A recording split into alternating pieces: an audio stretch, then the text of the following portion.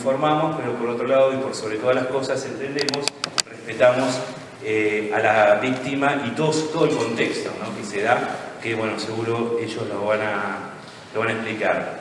Sonia Bamonde es la responsable del área de comunicación también del Ministerio Público Fiscal de Chubut, con asiento en Esquel. Ustedes corríjanme si estoy mal.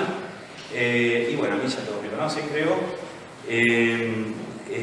Así que vamos a tratar de hacerlo dinámico, somos pocos, pero si existe alguna pregunta, lo que les voy a pedir es, esperamos a que terminen las expositoras, anotamos la pregunta, después la vamos haciendo. Bueno, no sé si se dará para mucho debate, pero tratamos de ir respetando los tiempos más o menos en las exposiciones. Así que primero les voy a pedir un aplauso para las expositoras.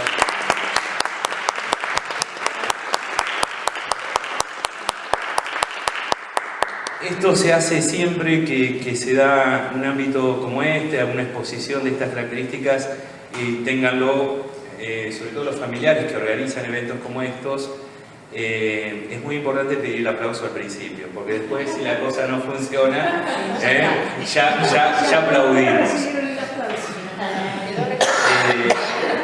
Y después la otra cosa, bueno, esto se lo digo a las expositoras: si ustedes ven que hay alguien que insistentemente golpea el reloj contra una mesa o contra una silla, significa que el tiempo se está acabando, más o menos. Así que, bueno, señoras, Vivian, empezás vos. Como vos quieras. Sí, bueno.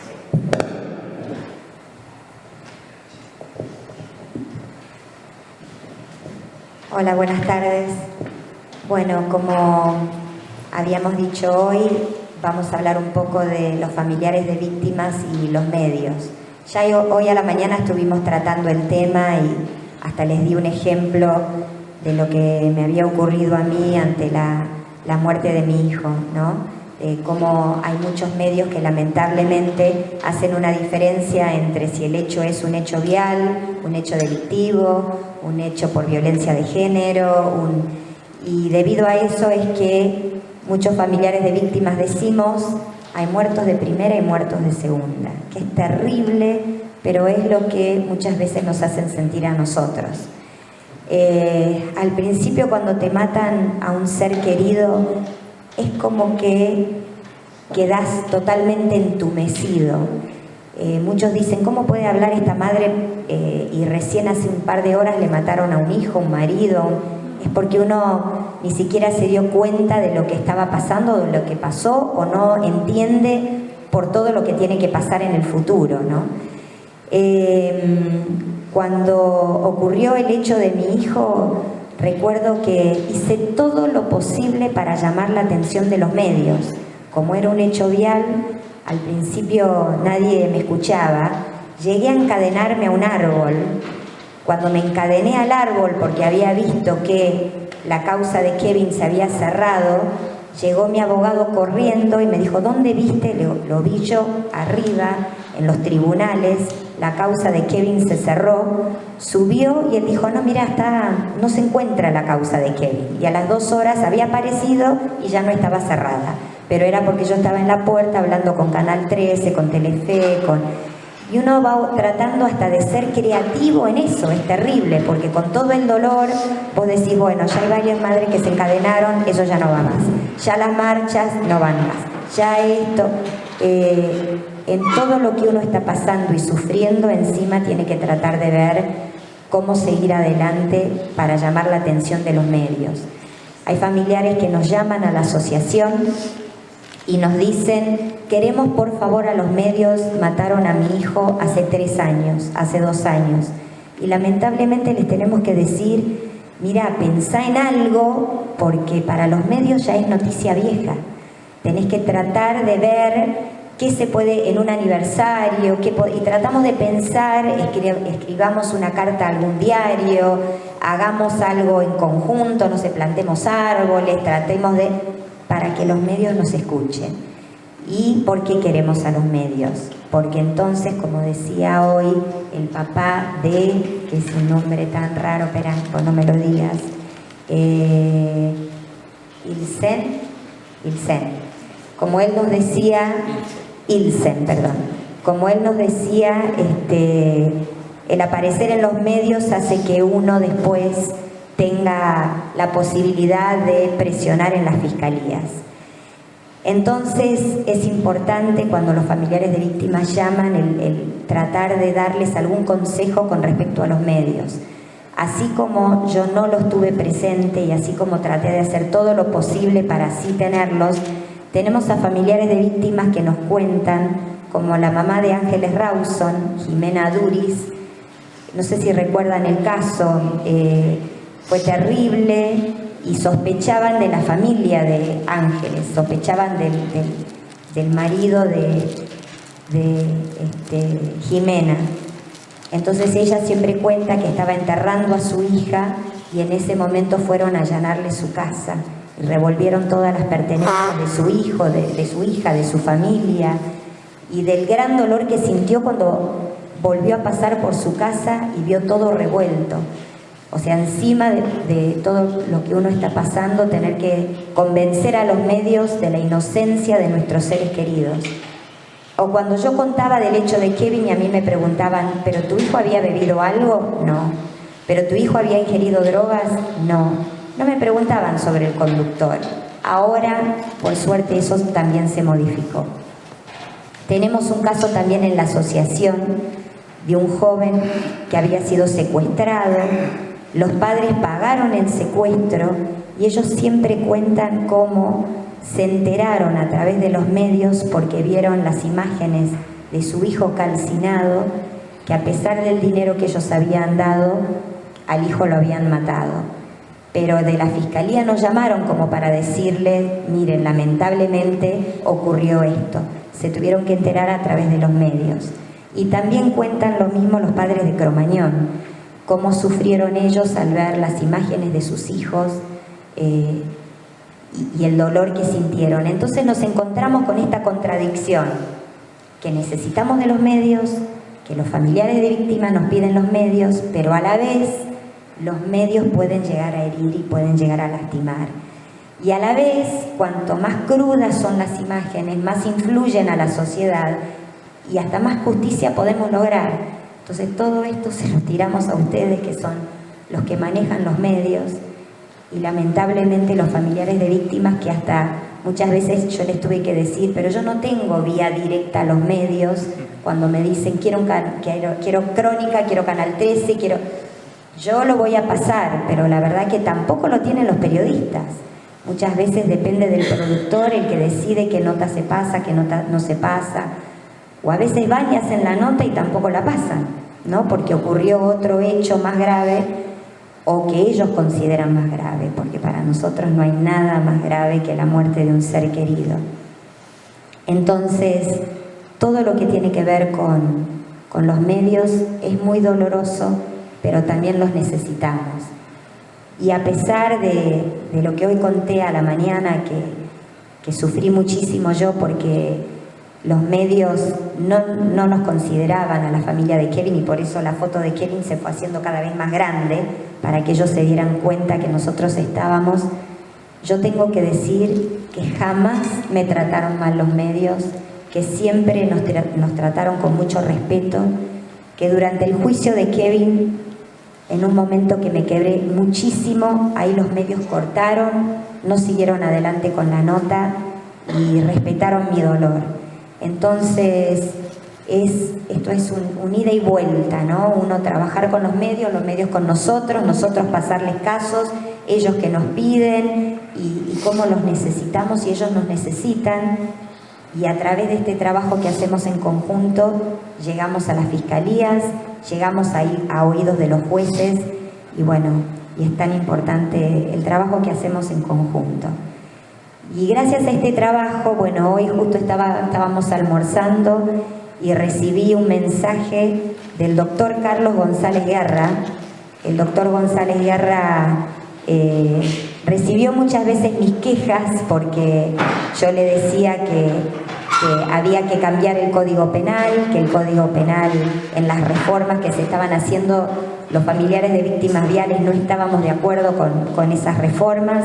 El doctor González Guerra armó toda una reunión con familiares de víctimas y la comisión que estaba reformando al Código Penal no se escucharon.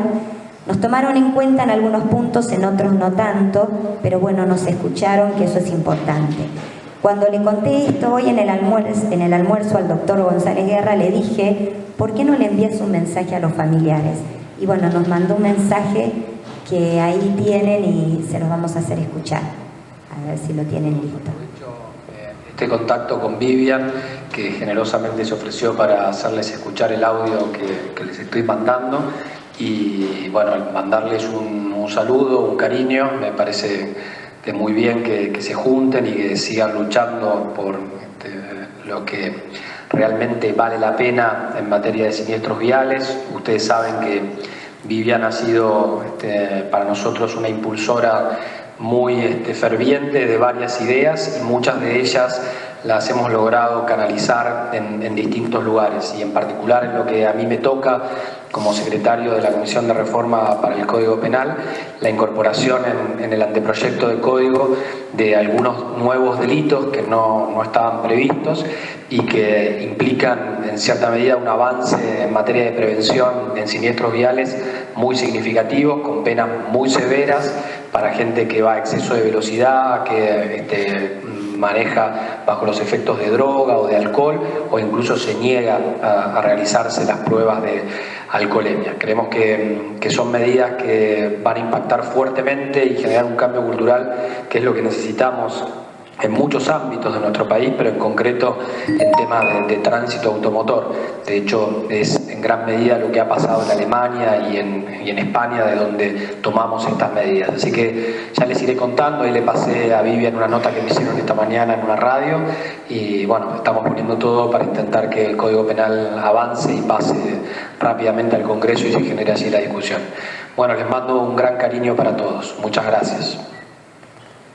La verdad que fue importante el mensaje, y así como dijo, vamos a seguir luchando en el Congreso para lograr todos los cambios que veamos que sean necesarios, como para evitar todo tipo de muerte y dolor que se pueda evitar, ¿no es cierto?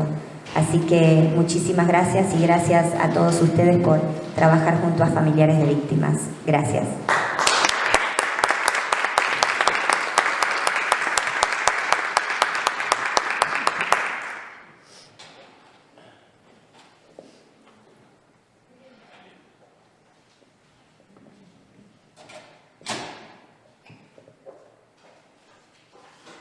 Bueno, buenas tardes. Ante todo, permítanme agradecerles esta oportunidad. Nos sentimos muy honradas, Paula y yo, de estar convocadas a esta mesa, que espero que sea la primera de muchas mesas, porque hay una comunicación que es la primaria, que es esta, la que nos permite mirarnos a los ojos, la que nos permite conocernos y la que nos permite dialogar. Así que yo voy a instar para que este sea el primer encuentro de muchos otros, porque estamos cerca, pero a veces estamos lejos. Bariloche desde Bolsón, Esquel. Entonces, muchas veces quedan cosas en el camino, cosas que a quienes trabajamos en comunicación institucional nos hubiera gustado poder comunicar, y la vorágine del día a día a veces nos impide llegar como quisiéramos. Voy a agradecerle especialmente a Adrián Moreno. Él trabaja en Radio Nacional y es siempre una persona que está interesada en los temas judiciales. Y esto realmente es importante para nuestra tarea cotidiana como comunicadoras institucionales. También es importante, digamos, que nos hayamos podido juntar en esta primera tarde, y espero para otra tarde, no muy lejana, que podamos convocar a más gente, a escuelas, a todos aquellos que podamos sumar a este trabajo. Y por supuesto, decirles a todas las personas que están aquí esta tarde, no podemos decirle más que gracias por enseñarnos también a trabajar desde un lugar que es el dolor más profundo de haber perdido a un ser querido.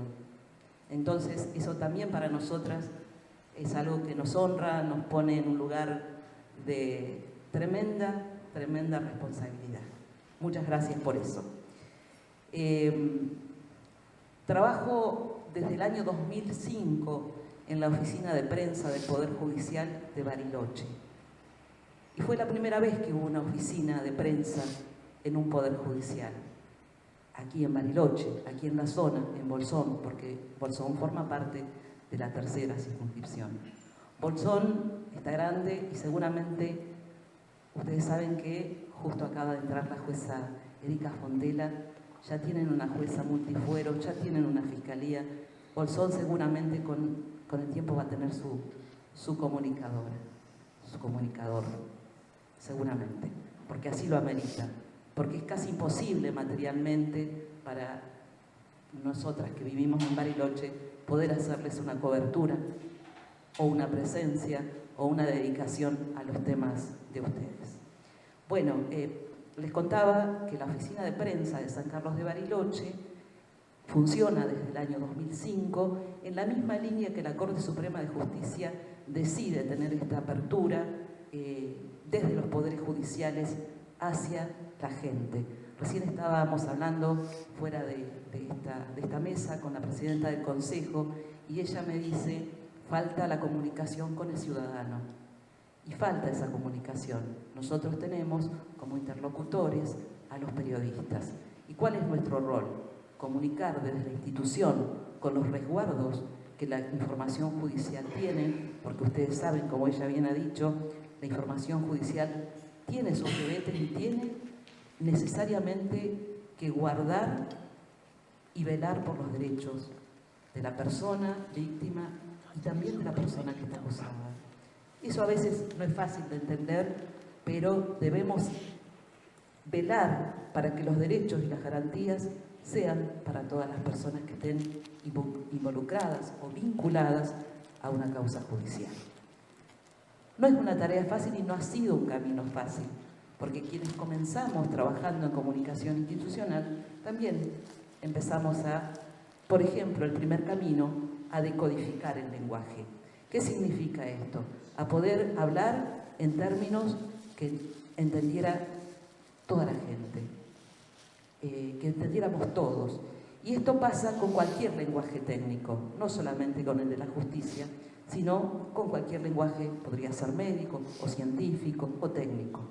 Nosotros tenemos una mochila más grande, que el Poder Judicial es un poder del Estado y tiene la obligación, como el resto de los poderes, de tener transparencia y, por qué no, de comunicar los distintos actos procesales que va realizando en las causas judiciales. Pero es fundamental también la participación ciudadana, la formación que ustedes han hecho, como ella recién ha mencionado, muy sabiamente y con mucha calidad, produce un acompañamiento hacia el funcionario, hacia el magistrado o magistrada que está llevando una causa de interés, por muchas razones. Son muchas las causas, son a veces pocas las personas trabajando, por eso es importante. Nosotros tenemos recaudos, pero también queremos decir que el trabajo del periodista, del periodismo, es fundamental para nosotros. El periodista es nuestro compañero de tarea cotidiano. Pero siempre decimos también que un periodista bien formado va a ser un periodista que va a poder transmitir mejor la información. Porque ¿qué sucede con los casos judiciales? Son atractivos, son vendibles, pero también sucede esto que ya ha mencionado desde el punto de vista de la víctima, que son fugaces. Ustedes saben que la noticia es ahora, es inmediata, mañana ya es tarde. Lo que hoy sucedió, mañana ya no es noticia. El hecho es noticia cuando sucede, y muchas veces cuando sucede, ahora Paula lo va a explicar porque ella está trabajando en la trinchera, que es con los fiscales. Ustedes saben que desde agosto del año pasado Río Negro vive una modificación importantísima en lo que refiere a la investigación de hechos penales, de delitos penales, que tiene que ver con la modificación del Código de Procedimientos, ¿sí? Río Negro tiene un sistema moderno, un sistema ágil, un sistema que se llama acusatorio y que nos trae aire nuevo, pero también nos trae más responsabilidad. Cuando sucede un hecho, es el fiscal o la fiscal la que va al lugar, y muchas veces el periodismo, que requiere urgencias, pide: ¿y por qué no dan el nombre? ¿Y por qué lo sacan tapado? ¿Y por qué no informan? Paula les va a contar a veces por qué no se explica. A veces, pero si el periodista tiene una buena fuente y saca los nombres, no está en nosotras impedirlo. Nosotras vamos a estar trabajando desde otro lado. Pero sí vamos a trabajar con el periodista, de decirle: ¿por qué no? ¿Por qué no corresponde por ahora publicar el nombre o involucrar a personas que quizás todavía no están ni siquiera imputadas, o mencionar nombres de niñas y niños, por lo menos por ahora? Hay muchos recaudos que la comunicación institucional policial tiene en cuenta. Y en estos tiempos hay muchos paradigmas que son importantes de tener en cuenta y que ya de alguna manera se han instalado. Y eso se lo debemos a los medios de comunicación. Ustedes saben, todos hablamos de niñas, niños y adolescentes. Todos hablamos, ya casi evitando la palabra menor, hablamos de todos y todas, hablamos de la Convención Belém do Pará, hablamos de las reglas de Heredia, hablamos de varias normas que son constitucionales, que tienen rango constitucional y que ya forman parte de la vida cotidiana. Creo que todos sabemos que cuando hay un caso de abuso sexual vamos a evitar de poner el nombre. Más allá de que la gente por ahí pida, vamos a evitar porque sabemos que estamos cuidando la identidad y la integridad de la víctima y eso es importante. Pero también sabemos que cuando hay un hecho que requiere colaboración de la sociedad porque la Fiscalía o la Judicatura ha agotado los medios, se va a pedir de una manera ordenada, de una manera posible, de una manera en la cual estemos todos respetados. Hace poco el Ministerio Público tuvo una reunión con periodistas en Bariloche para abordar el tratamiento de la búsqueda de personas. Y ahora Paula seguramente va a contar. Esos detalles que a veces en la cotidianeidad nosotras tenemos como cierta norma para trabajar. ¿Qué pasa cuando se pierde una niña, un niño, un joven? Por supuesto que estamos todos preocupados, pero cuando todos intervenimos sin un sustento, a veces también podemos perjudicar una investigación. Trabajamos en Bariloche con los periodistas, trabajamos como intermediarias de los jueces, juezas, de los fiscales, de los defensores, pero también trabajamos con la gente. Esto significa una invitación que toda vez que ustedes necesiten algún tipo de asesoramiento o algún tipo de dato o algún tipo de intervención de parte de las oficinas de prensa, están a disposición. Y esto para mí es muy importante y para mí sería un orgullo si cualquiera de ustedes necesite, estamos a disposición. Eso quisiera dejarlo planteado esta tarde. Me gustaría, luego ya debo estar por cumplir mi tiempo, pasar a Paula, que Paula Rocha va a hacer una exposición un poco más técnica sobre la tarea, el rol, algunos artículos que seguramente serán de su interés y que ella ha elaborado en un PowerPoint que seguramente les va a poder pasar a través de un mail para que lo tengan. Y decirles gracias nuevamente y escucho preguntas con todo gusto.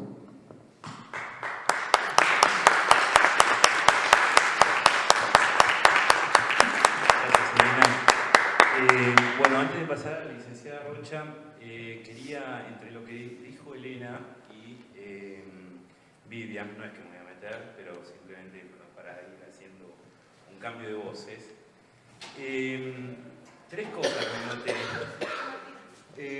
Recién Elena habló de cambios de paradigmas o cambios de paradigma, por ejemplo, en el uso de palabras. Sin embargo, los periodistas seguimos viendo resoluciones judiciales en latín, por ejemplo. No es a modo de reclamo, simplemente porque, y ahora voy a pasar a la otra cosa que anoté, esta es una opinión, ustedes, las expositoras dirán si es así o no, existe, o me parece que esto debiera ser una construcción entre los ciudadanos y los ámbitos. Ahora, en esta construcción observo también que hay un estadio, por decirlo de un modo, una casta especial que podríamos definir así a los periodistas, ¿no? Como una casta especial, que no sabemos bien de qué se trata. Pero en los cambios que hemos observado últimamente, vemos que identificamos nuevos hechos de violencia a partir del hecho de violencia. Cuando decimos violencia institucional, cuando sabemos que una persona tiene que pasar mucho tiempo, qué sé yo, en una comisaría, en un ámbito judicial, incluso en algunos casos, para esperar tener una respuesta. Y en esa lamentable construcción de otra violencia que suma a la que ya existe, también desde el periodismo se ejerce una violencia. Cuando lo que publicamos no está definitivamente orientado hacia informar, sino hacia sacarle el jugo a la noticia, porque necesitamos tener un título que tenga sangre. Así, más o menos.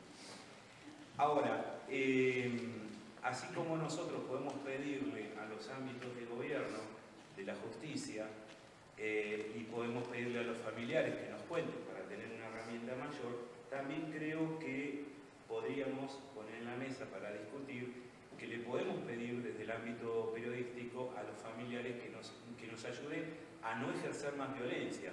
Porque lo cierto es que hemos ido como abriendo puertas y porque así nos formamos. Es decir, yo creo que el funcionario de un organismo público que demora en atender a una persona que acaba de padecer un hecho violento, no lo hace porque quiere, lo hace porque está acostumbrado y no se da cuenta.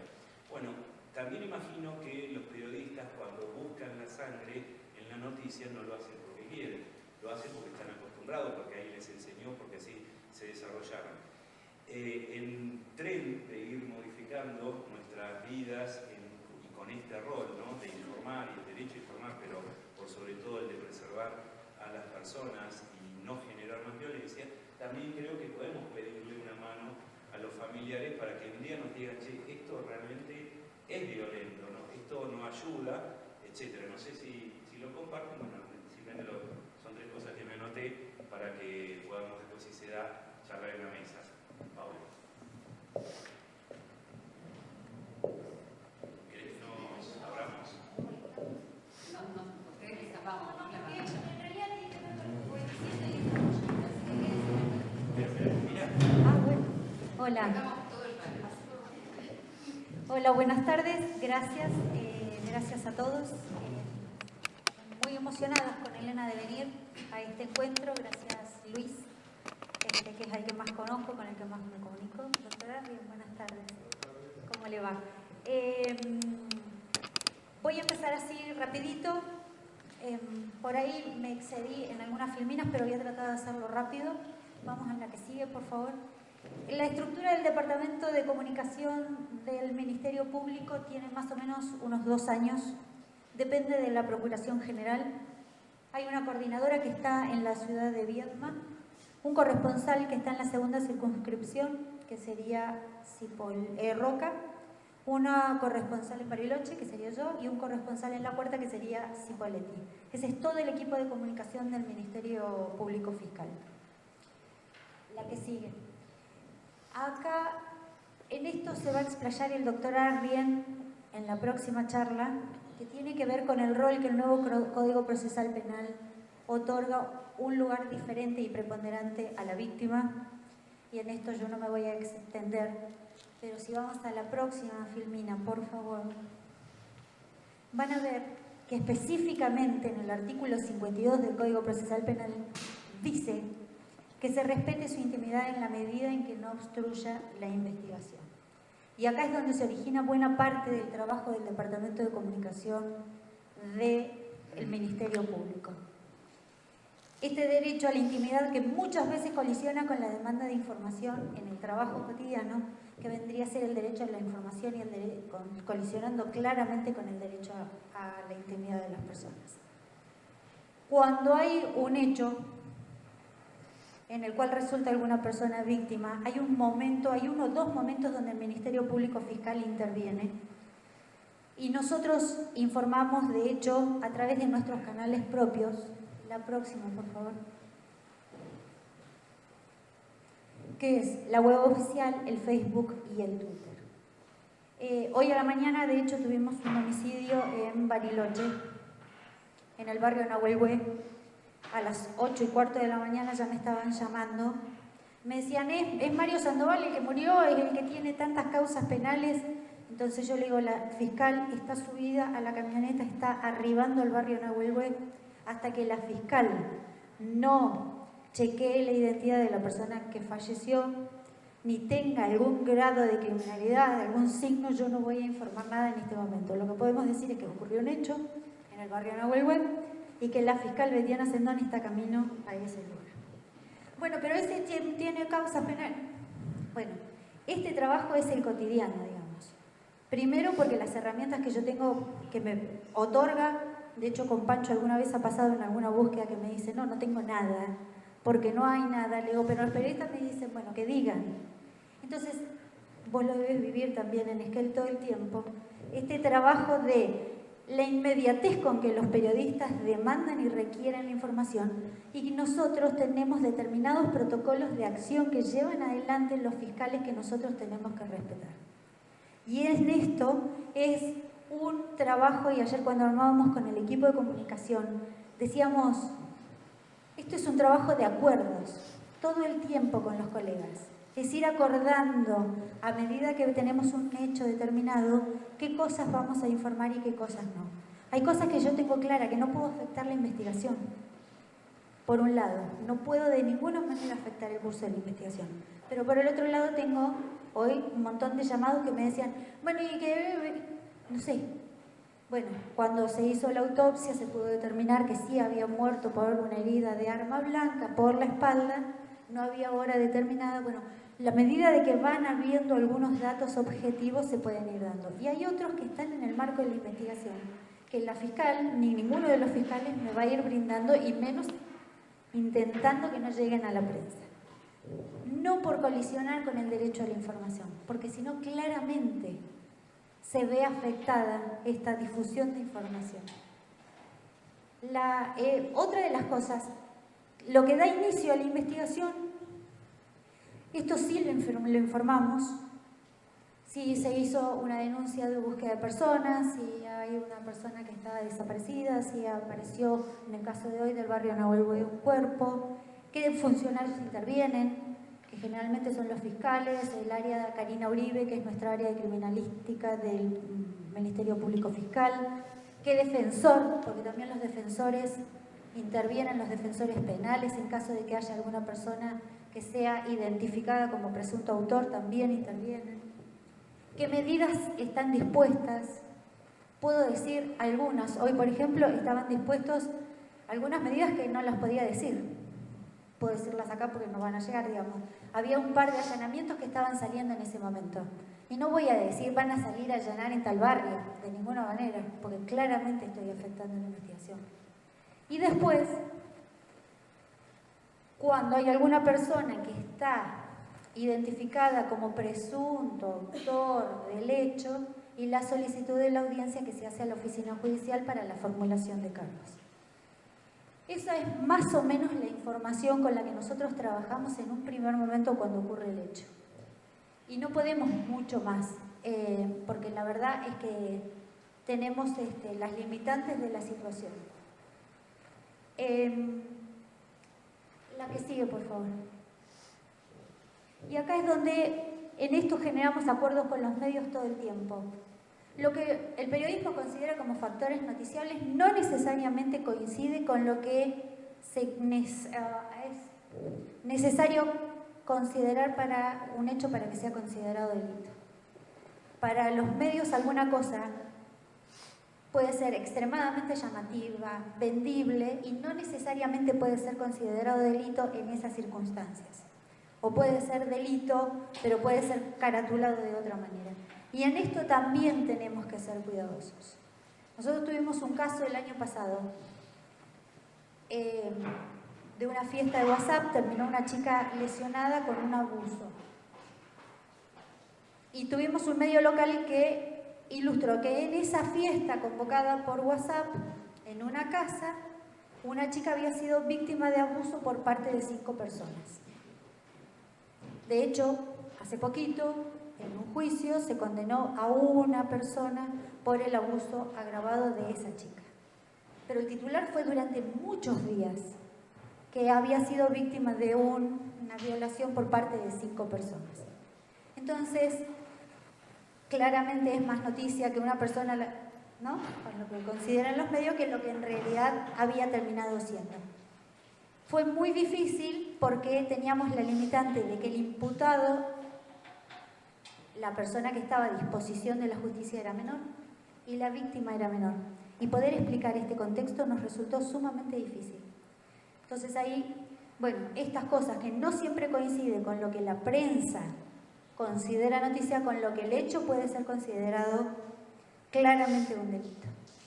Y otro de los temas que tenemos es esta anticipación que se da, y que ustedes lo deben ver también, en las redes sociales. A medida que va avanzando, digamos, hay como una velocidad que el hecho sucede y hay una información paralela que va más allá de lo que nosotros institucionalmente podamos difundir. Tuvimos un caso de la búsqueda de un muchacho, Clúster, que la familia publicó, se lo buscó, era un chico que trabajaba en una empresa de automotriz de Bariloche, en Renault, y que después fue encontrado en el Cerro Campanario. Me llama la fiscal domingo al mediodía y me dice: encontramos un cuerpo, podés venir a Campanario porque en 3, 2, 1 va a haber periodistas. Estoy camino en el auto y me llama un periodista y me dice: ¿así que lo encontraron a Clúster ahorcado? Entonces yo le digo: no sé, la fiscal me informó que encontraron un cuerpo. Me dice: sí, dice, pero está colgado de un árbol. Le digo: la fiscal informó que hallaron un cuerpo, estoy yendo para allá. 5 llamados igual. Uno de los bomberos había armado un mensaje de WhatsApp y había sacado esta información, ¿no?, claramente. Entonces, en esto nosotros no podemos intervenir más que lo que hacemos, porque hay una especie de anticipación de la información que tiene que ver con las redes sociales o con los canales informales de comunicación, que es muy complicado. La fiscal, hasta que llegó a la zona, pudo acceder al lugar donde estaba el cuerpo, pudo corroborar la identidad porque tenía el DNI, y todo eso pasaron 2 horas. En el medio estaban todos los periodistas abajo esperando que se confirme lo que ya sabían en realidad. Pero yo por lo menos le dije: esperemos. La familia estaba siendo convocada a la comisaría 55, a 8 kilómetros, y la familia no sabía. Entonces, en la medida en que la familia no sepa, no podemos salir y adelantar. Y esto es lo que le pedimos. Y en un momento le pedimos: por favor, cuando bajen el cuerpo de la montaña, tengan a bien no registrar ese momento, porque la familia está a 8 kilómetros. Estos acuerdos los podemos hacer y lo podemos hacer en el lugar, digamos, ¿no? Es muy difícil porque entendemos que esa foto, digamos, de la gente del Spliff con todos los trajes y todo lo demás, esa foto era. Pero bueno, le pedimos, se puso la camioneta detrás de un cartel de madera para evitar esta situación. Era una persona que por una decisión propia se había quitado la vida en el Cerro Campanario, que de hecho esto no se debe difundir, porque los suicidios en general no los difundimos. Pero había tomado tal estado público que fue cuando la fiscal me llamó y me dijo: en 3, 2, 1 venite porque van a estar los periodistas acá. Y eso pasó. Entonces, a nosotros esto nos cuesta mucho, la anticipación en las redes, porque evidentemente la información circula a una velocidad que la institución no está preparada, ni tampoco, no sé, la pregunta es si deberíamos estar preparados. Nosotros tenemos que seguir los tiempos, Pancho Arrien lo sabe mejor que nadie, que cuando se encuentra una víctima de un hecho violento, hay determinados protocolos, hasta que criminalística cierra el área, el primer anillo, el segundo anillo, que no se toque el área donde se lo encuentra, digamos, esta cosa de ser respetuoso. Y el trabajo es acordar en este respeto, en la medida de lo posible.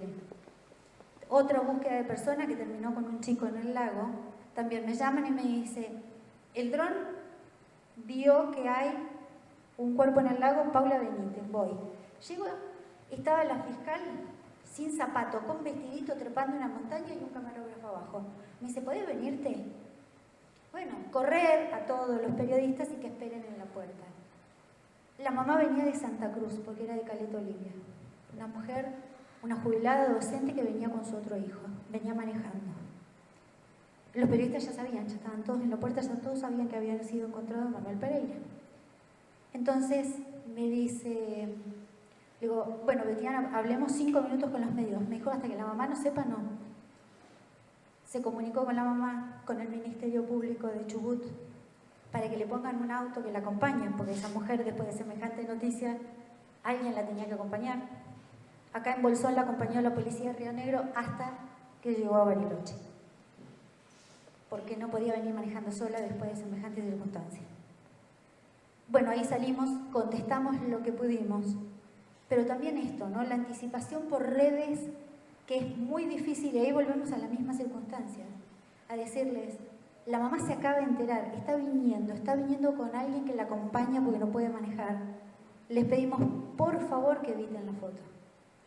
Bueno, en algunos casos los acuerdos generalmente funcionan. Con los medios con los que trabajamos, como dice Elena, codo a codo y que estamos todos los días, funcionan. Cuando vienen los medios nacionales, vienen con otra agenda, vienen con otra necesidad, y la verdad es que estos acuerdos muy pocas veces los podemos hacer. Pero en términos generales esto, ¿no? Y estas cosas afectan también a la opinión pública, y afectan la sensibilidad, y afectan a las víctimas.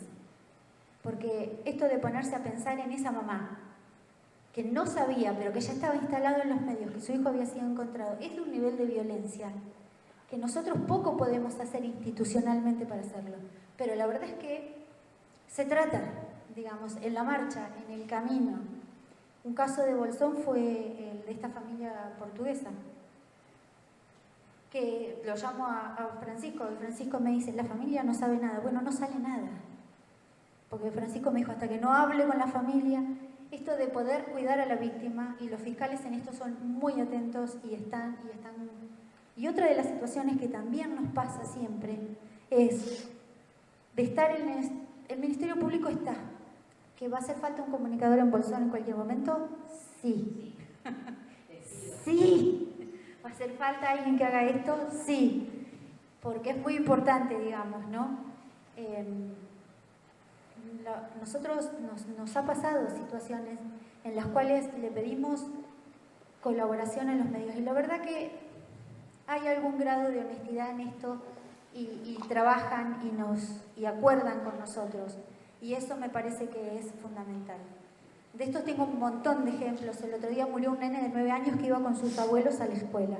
La camioneta agarró un manchón negro y murió. No había delito, igual intervino la fiscalía. Y la mamá no sabía, porque la mamá estaba en Buenos Aires, ese nene. Entonces me dice la fiscal, de esto ni una foto, pero ni un mensaje, ni un comunicado, nada. Entonces, pararme a medio kilómetro y decirle a los periodistas, no se acerquen. Pero así, no se acerquen, no hay foto del cuerpo, porque una foto de un cuerpo de un nene de 9 años es impensado. Entonces, bueno, trabajar en este sentido, ¿no? Hasta que no se habló con la mamá, se contuvo a la abuela, a los abuelos y todo lo demás. En el medio, a mí no me quieren mucho, a Elena la quieren más, pero a Elena la quieren, pero tiene es más buena, Elena es más buena, pero tiene que ver con esto de proteger claramente a la víctima, y además hay una inmediatez que nosotros tratamos de resignar para poder dar información de calidad. No, yo quería hacer solamente un comentario sobre lo que me pasó a mí con respecto a lo que estás contando. Mi hija desapareció el 24 de octubre del 2014, la encontramos 2 días después, el 26 de octubre del 2014. Mi hija es Karen Álvarez, soy de Viernes. Bueno, a mí me avisan entre 9:30 y 10:30 de la mañana que habían encontrado un cuerpo a las afueras de Viernes. Yo me voy hasta allá, obvio que no me dejaban pasar, no dejaban pasar a nadie. Y entre las 12:30 y 1:30 de la tarde sale en uno de los medios de Viedma que el cuerpo que habían encontrado era el de Karen Álvarez. Y nosotros los familiares no supimos que era ella hasta las 6:30 de la tarde. Entonces, en esas cosas los medios también tienen que tener mucho cuidado. Porque, ¿cómo no iba a saber yo que era la mamá, que el cuerpo que habían encontrado era mi hija? Pero sí sabía un medio y por ese medio se enteraron familiares y demás. Que nosotros, obviamente, hasta las 6:30 de la tarde no supimos que era ella. Entonces, esas cosas también hay que tener cuidado. Más allá de que se le diga a los medios quién es la persona, pero el medio tiene que tener, la prensa tiene que tener cuidado en difundir el nombre de la persona, por ejemplo, en este caso que estábamos buscando. Sí, voy cerrando medio rapidito. Bueno, el artículo 74 de las audiencias, este es otro momento donde también trabajamos en proteger a la víctima. En esto es claro, porque dice que si la víctima, el imputado o un testigo solicitan que no se autorice a los medios de comunicación a que se grabe su voz o su imagen, el tribunal examinará los motivos y resolverá en función de los diversos intereses comprometidos. Hemos tenido casos de abuso y hemos tenido casos donde víctimas de violencia de género y hemos tenido casos, el otro día tuvimos un caso de un abuso que yo le contaba a Adrián, que fue aberrante, y el fiscal le pidió al juez que por favor no ingrese en los medios. Y además hacemos acuerdo con los jueces también, en esto de poder difundir el delito que se le endilga y no difundir el hecho, ni dar detalles, ni contar grandes cuestiones para poder proteger la identidad y sobre todo para no revictimizarla en los medios de comunicación. Entonces, la próxima vez que llego, y otra cosa que yo quería destacar en el trabajo es esto de, exactamente, la de los niños, niñas y adolescentes. Nosotros en esto somos bastante estrictos en el cotidiano de no difundir datos que permitan la identidad de los niños, ni tampoco cuando hay, esto nos ha pasado muchas veces con Francisco, esto de decir, bueno, hay un niño víctima de un delito de abuso sexual, ponemos solo el delito, no ponemos el hecho, porque nos parece que también tiene que ver con no revictimizarlo nuevamente. Y lo del caso Fabre es un caso que Elena lo conoce mucho, que fue un caso que un padrastro golpeó a un niño, dejándole lesiones severas y secuelas, que fue muy conocido, pero que el nivel de información que se difundió en torno a ese nene víctima fue tal que gente que se metió en la sala del hospital y le tomó fotos para después publicarlas. Entonces, digamos, en esto es un rol nuestro poder, no voy a hacer mi simpatía, me queda clarísimo, pero me parece que en esto de poder trabajar en proteger a la víctima, porque si no es volver a exponerlas a un dolor y a un escarnio público absolutamente innecesario.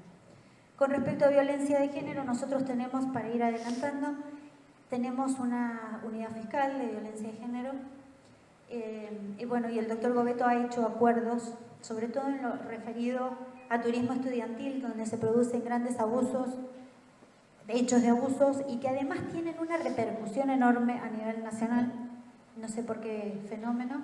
Entonces, poder concentrar la información, no difundir la ciudad de origen, no difundir el hecho, no difundir la empresa, no por proteger a la empresa, sino para que no permitir identificarlo. Y por suerte en el tema de violencia de género es uno de los temas que más se ha avanzado y que ahora hay cosas que están como más naturalizadas y que tendemos a proteger a la víctima, y en esto tenemos que seguir trabajando. Más o menos este es el rol del Ministerio Público Fiscal, específicamente en Bariloche y en Río Negro. Gracias.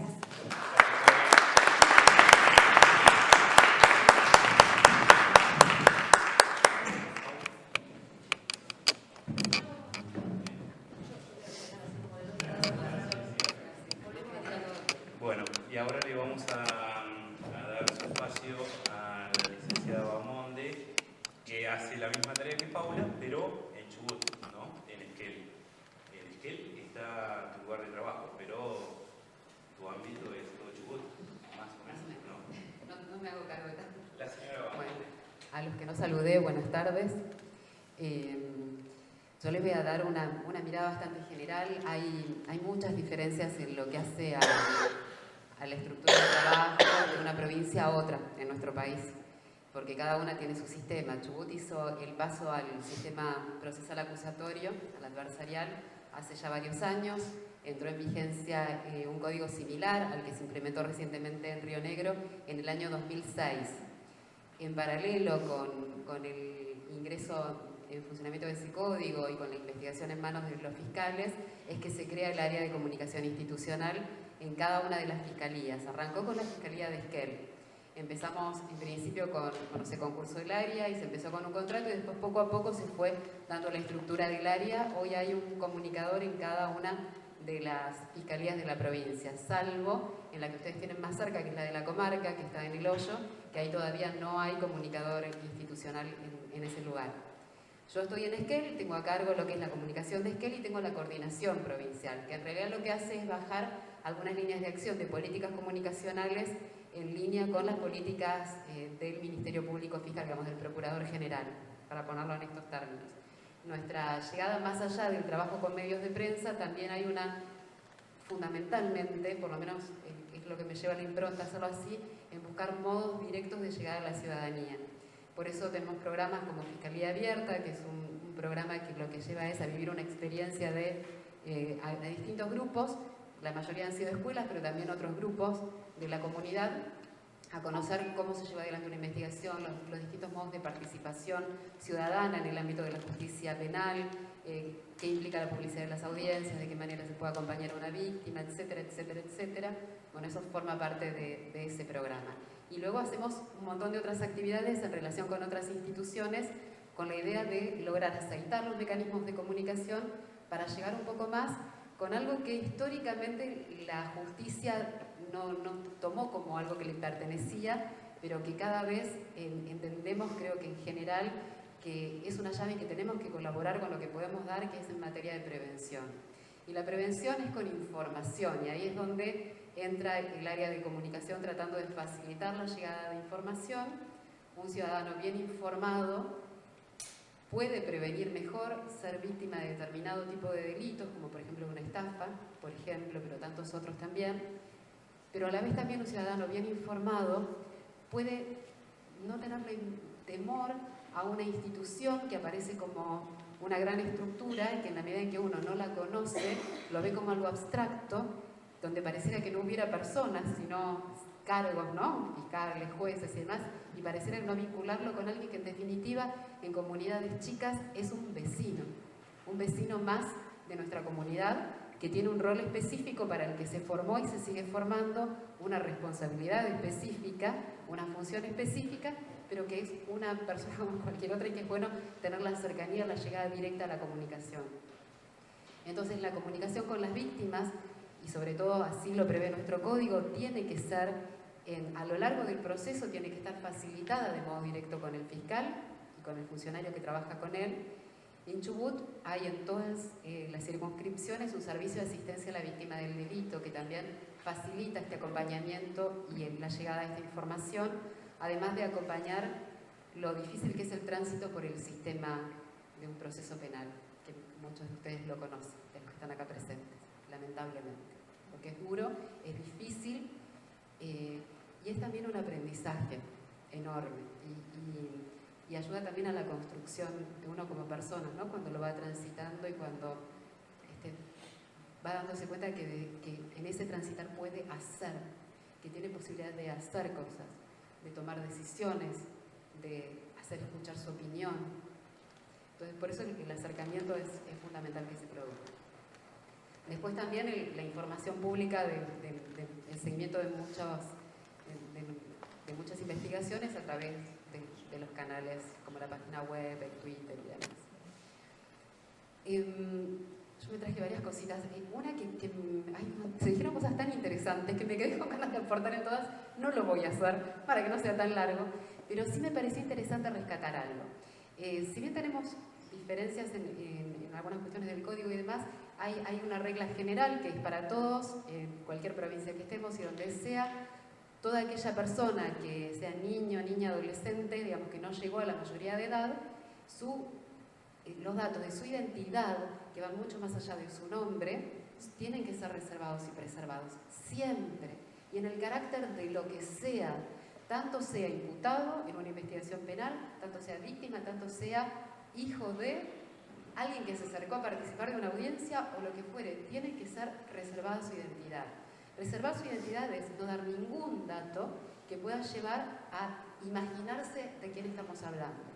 Ni relación de parentesco con alguien de quien se dé el nombre, ni si estamos hablando de un caso de abuso sexual, por ejemplo, en una escuela, no dar el número de la escuela o el nombre de la escuela, nada que acerque a saber de quién estamos hablando, nada que achique a una comunidad que ponga todos sus ojos y su mirada sobre esa persona. Las audiencias son orales y públicas, todas las audiencias, salvo aquellas en las cuales hay involucradas personas que no alcanzaron la mayoría de edad. Involucradas como imputados o como víctimas, que, bueno, habría que ver, en tal caso se podría hablar con las familias si quieren que ingrese la prensa con la reserva del caso, la prensa o el público con la reserva del caso en función de la identidad de esta persona. Y las de abuso sexual, nuestro código establece que se puede pedir que sean a puerta cerrada. Nosotros como práctica hemos tomado desde el Ministerio Público pedir siempre que sean a puerta cerrada. ¿Por qué? Porque lo que se dice en el ámbito de una audiencia para determinar si el hecho que se le está imputando a una persona calza o no calza en el molde que establece el Código Penal, hace que se den un montón de detalles que no tienen por qué ser de interés público. ¿Qué pasó en ese hecho? ¿Cómo fue el abuso sexual? Solamente es morbo en el ámbito público. En el ámbito penal es determinar si está la conducta penal o no, porque no puedo decir cometí un abuso y no digo por qué cometí un abuso, porque me pueden acusar a mí de haberlo hecho y díganme qué hice para poder defenderme, ¿sí? A cualquiera nos pueden acusar de algo siendo inocentes, puede pasar, y tenemos que tener posibilidad de defendernos. En ese ámbito está bien que se diga es necesario, pero no tiene por qué haber un interés público de los detalles de ese hecho. Y este es el otro gran tema, desde dónde...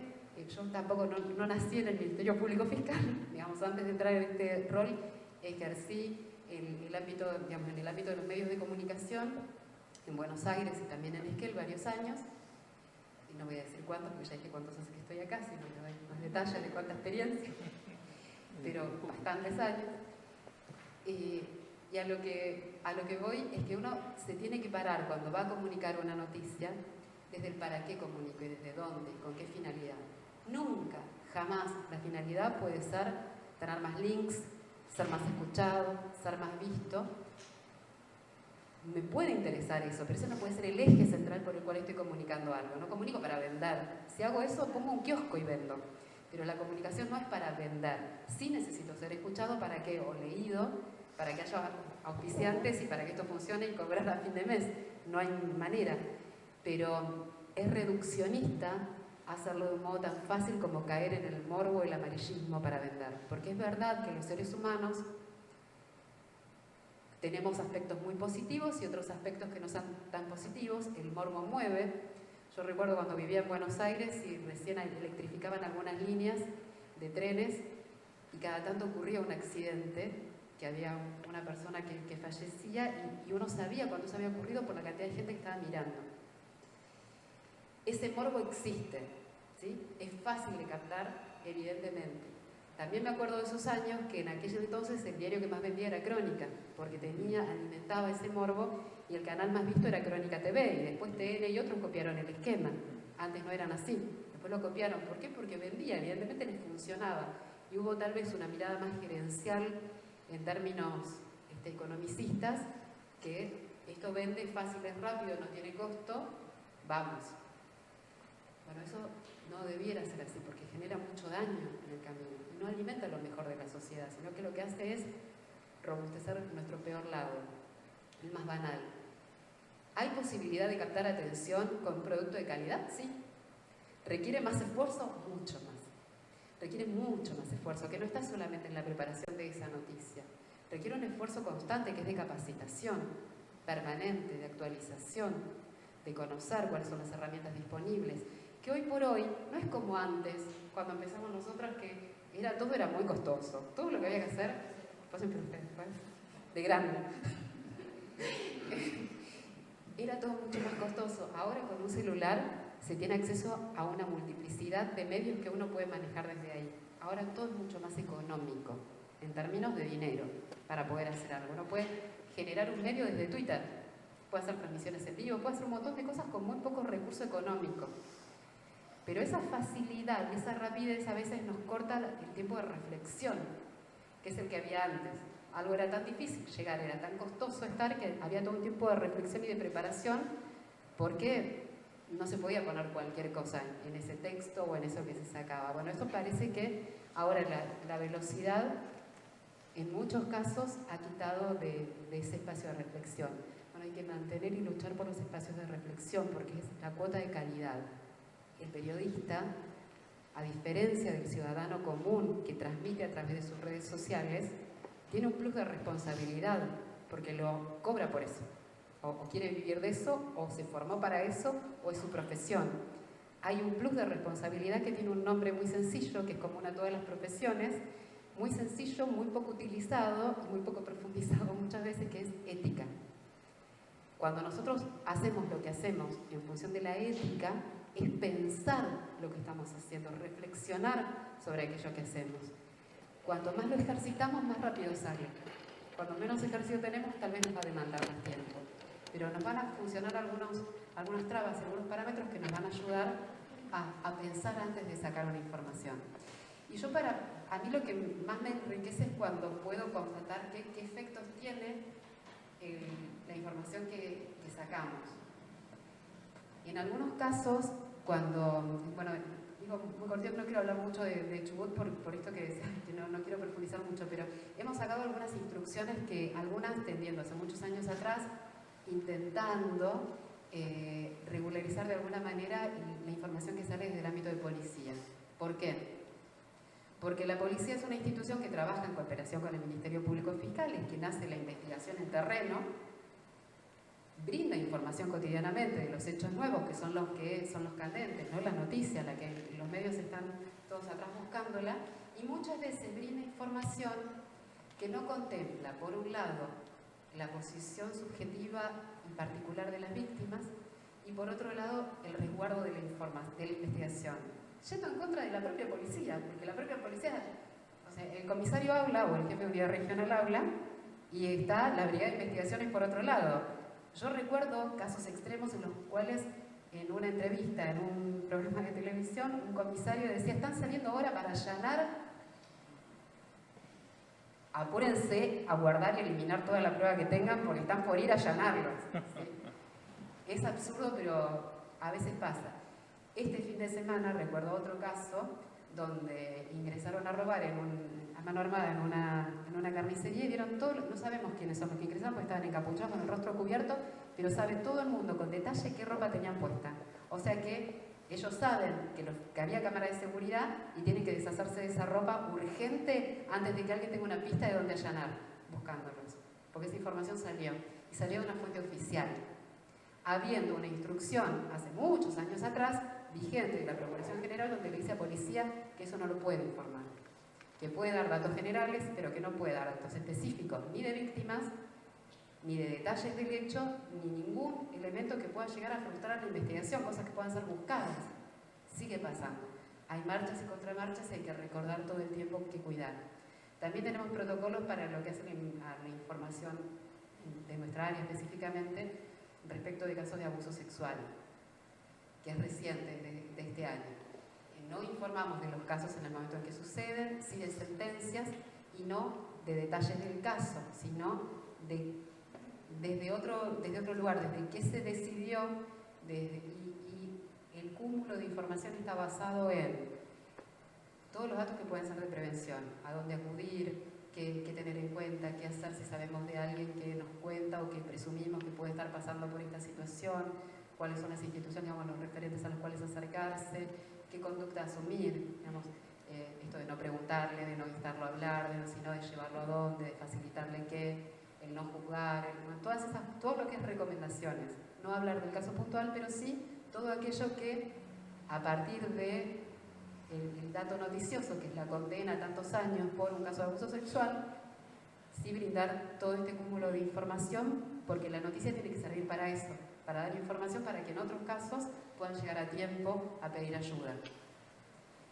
Lo que quería traer son algunas situaciones, a partir de información que se volcó años atrás en medios de comunicación y que fue de este tipo de información que genera afectación en las víctimas. En un momento le había pedido a profesionales del Servicio de Asistencia a la Víctima del Delito que me comentaran cuando les llegaba algún dato de afectación directa que había habido en las víctimas a partir de la información, que me hicieran un mínimo informe de algunos renglones para si alguna vez teníamos oportunidad de hacer un taller con periodistas para compartirlo. Cuesta a los periodistas reunirse y participar de talleres y demás, así que esto que tiene unos años recién hoy estoy compartiéndolo en este espacio.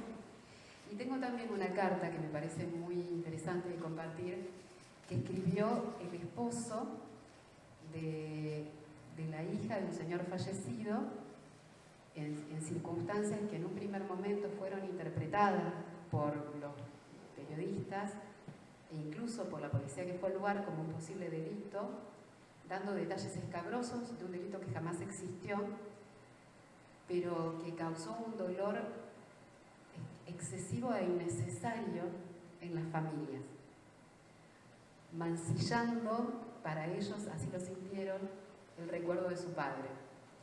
El de esta chica, y lo cuenta su esposo en esta carta, que ellos me lo contaban, decían, transmitíselo, a mí me ayudaría mucho más si ustedes lo escriben con sus propias palabras y yo tengo oportunidad en algún momento de acercarlo para que lo vean de ahí de modo directo los periodistas y no a través de mi mirada, que pueden pensar que está sesgada seguramente por el ámbito en el que trabajo y demás, o que puede llevar a alguna desconfianza.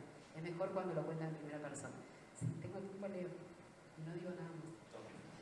No me alcanza. Primero les voy a decir estos dos informes muy cortitos de revictimización.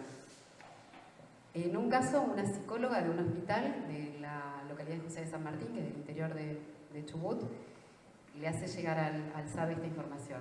La psicóloga del hospital rural informa al SAB que su abordaje terapéutico se habría complejizado, dado que la información de la situación denunciada por su paciente se habría hecho pública a través de la prensa, provocando un revuelo en el pueblo, desencadenando una crisis familiar y la imposibilidad de trabajar la situación victimológica denunciada en la terapia, como se había programado originalmente. La víctima, mediante una comunicación telefónica, le dijo al Servicio de Asistencia a la Víctima que se siente peor que antes, expresa sentimientos de venganza, de dolor por lo que dice la gente, siente que la están juzgando, una víctima de un abuso sexual. Otro caso. Plantea a la víctima que quiere retirar la denuncia, un caso de violencia familiar. En este caso era una mujer policía y el denunciado era su esposo, que también era policía. Enuncia sentimientos de bronca y angustia, siente que ha sido expuesta a su vida privada. Gran parte de sus compañeros de trabajo se anoticiaron de la violencia en la pareja el mismo día del hecho, a través de los medios. El jefe de la unidad regional, en un reportaje por radio, habría dado datos de su situación victimológica que permitirían su identificación. Y el informe victimológico expresa que la víctima habla de sufrimiento social por la exposición que ha sufrido su vida privada en el ámbito público. No hay derecho a tener vida privada, dijo ella. Y el otro caso, bueno, me llega un mail que dice: soy Celeste, la hija de César, es esta otra víctima de la que les había hablado, que no era víctima en realidad, no de un hecho delictivo. Mi esposo Gerardo escribió unas líneas que les adjunto, tal vez les sirva para la causa que nos comentaron, iba a seguir con los medios de comunicación. La causa no era la idea de hacer un taller, tal vez con la policía también. No sé si lo toman como testimonio o como carta directa para que les llegue a los medios de comunicación, y espero que sumen. La carta dice lo siguiente. Tiene un título que dice Amarillismo en Esquel y falta de sensibilidad. Quiero expresar mi indignación hacia los medios de prensa que comunicaron contenido falaz y posiblemente malintencionado sobre el hallazgo del cuerpo sin vida de, y ahí da el nombre. No sé con qué fines fue publicado lo que se publicó, pero evidentemente no era la de brindar información correcta, chequeada, y de cuidar de no producir daños a personas cercanas. No se cumplieron procedimientos básicos ni éticos de periodismo, y esto podría haber ocasionado males mayores que la noticia informada, simplemente por la publicación de esta falaz y malintencionada información. Habría que investigar si la policía de Esquel también procedió de igual manera. ¿Acaso medios de comunicación y la mencionada entidad produjeron información errónea y dolorosa? ¿Hubo una forma conjunta de trabajar brindando información que se publicó y que no se chequeó? Sabemos que en la Fiscalía de Esquel supo lo sucedido poco tiempo después y que la información no era la ya anunciada en ese momento y a la que ellos llegarían con más investigación. Mi esposa, hija de César, y yo estábamos en Jujuy al momento de declararse la desaparición. Este hombre había desaparecido y después fue encontrado su cuerpo en un descampado. Ella se fue pensando que él iba a aparecer, que probablemente volvería a tomar la medicación que César ya no quería tomar. Ella se aferraba a esa idea, pensaba que era un berrinche más de su padre, que iba a aparecer y que las cosas retornarían a su cauce normal. Mi esposa estaba viajando sola, yo fui un día después. Si se hubiera enterado por un medio de prensa la noticia de un crimen pasional u otras aberraciones similares o peores en el aeropuerto o en la terminal de ómnibus, podría haber entrado en shock y podría haber sido atropellada por un vehículo. Ella estaba embarazada, no estaba muy avanzado el embarazo. En ese caso, la tragedia familiar se hubiera multiplicado. ¿A cuenta de qué? ¿De que un medio de prensa sea más visto y por tanto tenga más auspiciantes y sea más rentable? ¿O ese medio pensaba que en este caso tendría una historia más desgarradora que sea más rentable? Claro, total, ¿por qué hacerse cargo? ¿Acaso no hay libertad de prensa? Esa libertad, me pregunto, ¿llega al punto de mentir, de agraviar memorias o familias sencillas sin importar los daños colaterales por amarillismo y falta de ética? Luego, la hija llega a Esquel, se entera, llora, se angustia, pero además ve esas noticias falsas y siente el sufrimiento de no ser respetada la memoria de su padre y el momento difícil de su madre y sus hermanas y sus respectivos esposos que estaban desde el día en que se encontró a César. Afortunadamente en estos momentos estaba contenida, pero ¿por qué esa sumatoria de sufrimiento inútil? Vuelvo a preguntar, ¿a cuenta de qué? Un dato no menor, mi esposa se encontraba embarazada de 2 meses, no era avanzado, en ese momento, hace casi 3 semanas atrás. Escribo estas líneas con la esperanza de que motiven a la reflexión de los medios de prensa, de los periodistas, que sean conscientes y no solo tienen el privilegio de informar, sino que tienen el deber profesional de chequear dicha información y el deber ético y moral de pensar en el posible daño de publicar o no publicar cierta información y en qué momento hacerlo, porque a veces, en aras de un supuesto periodismo independiente, tenemos un periodismo independiente, sí, independiente de la verdad, de la ética y de la moral. También con la esperanza de los ciudadanos no consuman información sin precauciones, sepan que como este hecho ha habido muchos en donde otros intereses primaron a la verdad y la ética. Si lo han comprendido, hagan algo al respecto. Por último, pedimos expresamente que se reserve todo nombre de los familiares directos del querido y humilde de corazón César y no dejemos pasar hechos como este. La firma del esposo de la hija. No agrego nada más. Me parece que el eje es esto, ¿no? La reflexión en para qué informamos cuando informamos, con qué objetivo, qué nos mueve y si estamos teniendo todos los cuidados que tenemos que tener.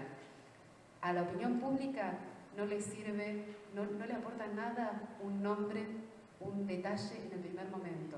Saber un hecho y saber mínimamente qué ocurrió y no agregar nada hasta que no esté constatado que la familia se enteró. Nunca hacer público un nombre de una persona fallecida si no estamos convencidos, preguntando, por ejemplo, al Ministerio Público Fiscal, a ver si ya los familiares están enterados, ya lo saben todos, se puede hacer público el nombre y después hacerlo público. Tener esa garantía y qué público, y no agregarle cosas de mi cosecha, sino lo que se puede, lo que se tiene. No es necesario nada más. Gracias.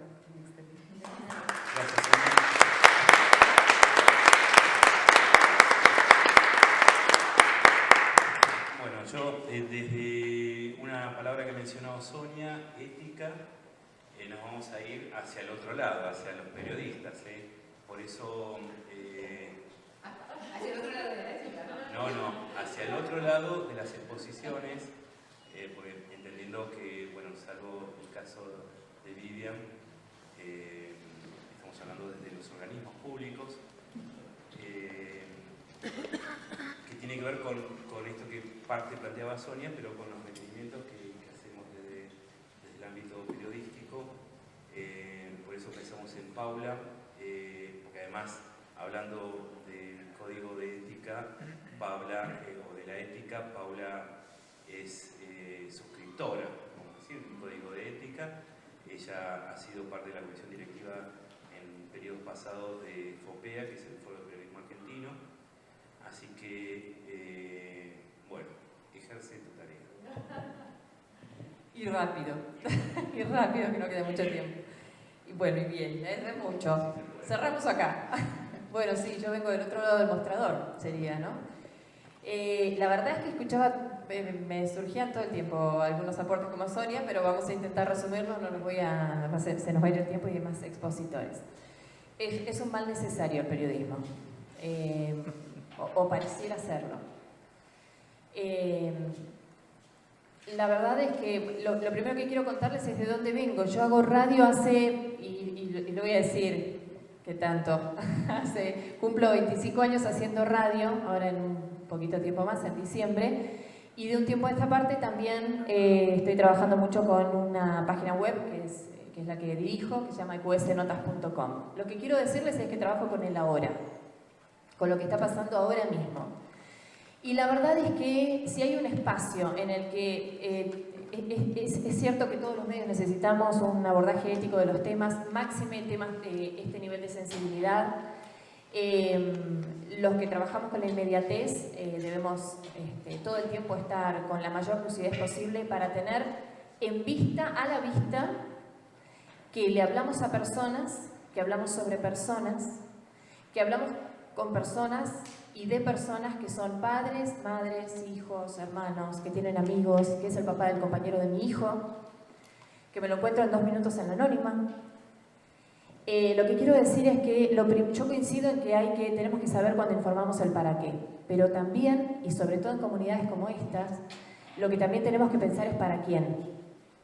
Entonces, si yo no tengo claro para quién estoy hablando, si no puedo ponerle cara a mi oyente o a mi lector, la que fuere, no importa,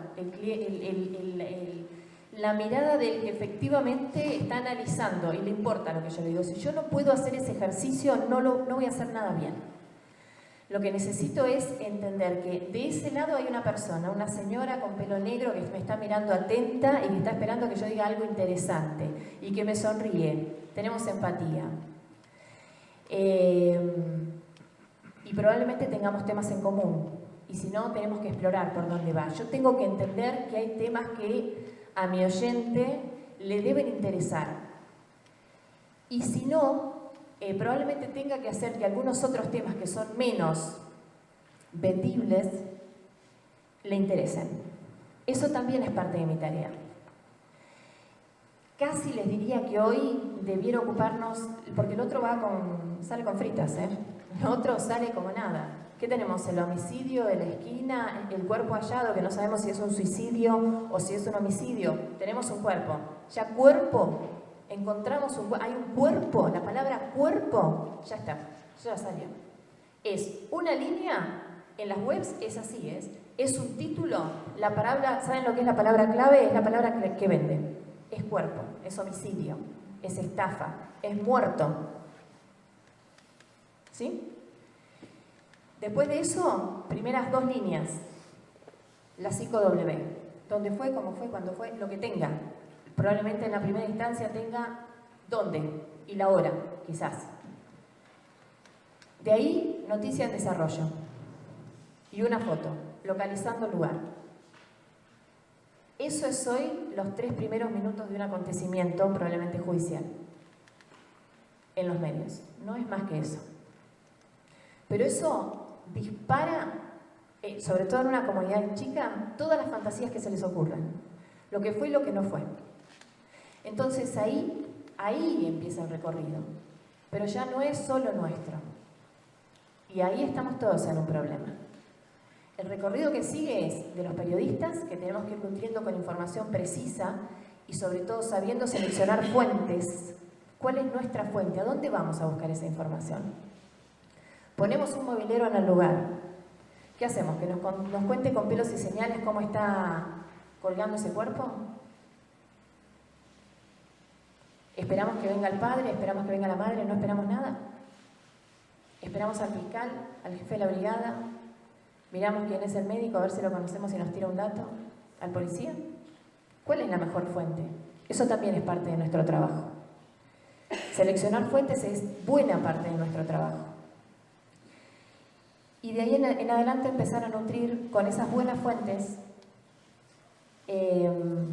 una noticia.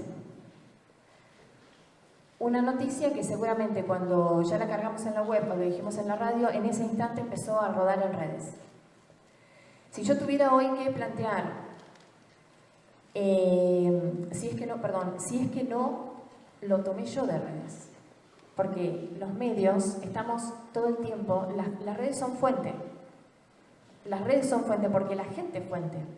Porque la gente va por la calle con el celular y si ve algo anormal, saca una foto. Y después soy yo periodista la que decido si lo convierto en noticia o no. Hasta ahí no era noticia. Es una versión en redes. Para muchos sí. Yo sigo apostando a formarme. Y sigo apostando a que verdaderamente la noticia la construyen los periodistas. El resto son versiones en redes. Por eso la selección de las fuentes es tan importante. Y en ese recorrido que tenemos que hacer, tenemos que nutrirnos, como les decía, de las mejores fuentes. Si yo tengo que criticar algo hoy a los esquemas de información judicial, es que no tienen una adecuada estrategia en redes. Si me preguntan, no sé exactamente cuál sería, pero debe haber gente que lo sepa. Hay que anticiparse, de alguna manera. En Esquel, bueno, en lo personal, que me interesa mucho, yo hago mucho política y mucha información judicial. Últimamente, los casos que hay en la provincia me resuelven hago 2 por 1 bastante seguido. Así que casi que tengo que trabajar más a fondo, pero me abrevian tiempo. Trabajo mucho con el Ministerio Público Fiscal, para mí es la primera fuente. La agobio, debo decirles, la llamo y la agobio. La agoto. A veces le digo hola y después ya no me acuerdo por qué la había llamado, porque son tantas cosas. Pero el tema es tener esa relación de ida y vuelta constante. Por eso creo que ustedes decían, nos acompañamos, es central, no hay manera si no. Si yo periodista siento que tengo la respuesta de la institución, voy a ir ahí a buscar la respuesta. Pero si no la tengo, quizás no lo haga yo, pero voy a empezar a buscar otras fuentes. Y lo que voy a hacer es cotejar, siempre estoy buscando otras fuentes. Yo la escucho a Sonia, pero escucho al policía y escucho al padre de la víctima. Es mi trabajo. Podemos ser las mejores amigas del mundo, pero tenemos lugares diferentes de trabajo. Yo tengo que escuchar a todos y tengo que cotejar. Y lo que tengo que sacar es la verdad relativa, la que todos tenemos, la que uno va también recreando con todo eso. Ese es mi trabajo. Si todos tomamos el ejercicio profesional así, y yo creo que no. Yo tengo muchas críticas hacia el ejercicio de mi profesión. Creo que nos falta mucho aprender más de internalizar esto del concepto de ética. Creo que la formación tiene mucho que ver con eso. Creo que también las condiciones de trabajo atacan las condiciones y el apuro, sobre todo la tiranía del tiempo, esta frase hecha que es de todos los días. Nosotros lidiamos con el tiempo todo el tiempo. Estamos peleando, nos enojamos. Yo llego a la mañana y me armo una agenda así de temas y la verdad es que la tengo preproducida. Mi programa empieza a 7:30 de la mañana, me levanto a las 5 todos los días y voy armando mi agenda. Para las 8 es otra agenda. Y vamos corriendo. Ahora, el tema, la nota con el fondo, a ver, sí, hoy estuvo el homicidio, pero yo tengo que saber que después del homicidio, si hay un detenido, hay una audiencia de control de detención. Y si hay una audiencia de control de detención y esa persona está detenida, en un mes lo van a volver a traer. Y hay una familia esperando esa respuesta y hay 2 familias. Porque el detenido debe tener una familia también, Y yo tengo que ver las dos. Tengo que ver las dos, es mi trabajo. porque saben que ese detenido va a estar detenido un montón de tiempo, quizás sea un mes, quizás sean 3, quizás sean 6, en un lugar que está en pésimas condiciones. Y mañana va a salir con más rabia y va a volver a hacer cosas peores de las que le hicieron a muchas familias. Él o tantos otros. Entonces yo tengo que ver las dos cosas. Hoy tengo que ver a la víctima inmediata y tengo que ver a las víctimas potenciales. Tengo que ser capaz de mirar ese mediano plazo, pero con la coyuntura de hoy. La verdad es que debo decirle que no es sencillo, pero insisto en que el periodismo se hace haciendo periodismo, volviendo a las fuentes, contrastando, aprendiendo, subiéndonos al tren de los nuevos medios. No tenemos más remedio. Nos gusta más, nos gusta menos y es lo que hay. Pero si nos quedamos afuera vamos a hacer mal nuestro trabajo porque nos va a pasar por encima. Porque mientras estemos esperando escribir la nota de los no sé cuántos caracteres, ya va a estar corriendo por las redes. Y ya a nosotros no nos leyó nadie. Entonces, prefiero capacitarme y trabajar en menos caracteres, comprimir pero bien, y seguir informando bien, en menos espacio, pero priorizar el bien. El tiempo también nos impone algunas condiciones que ahí sí cada uno valora cómo las maneja. En mi caso yo no doy los nombres de las víctimas, a veces hasta las primeras audiencias o cuando se pone en común en la audiencia oral y pública. Es probable, en algunos casos quiero decir,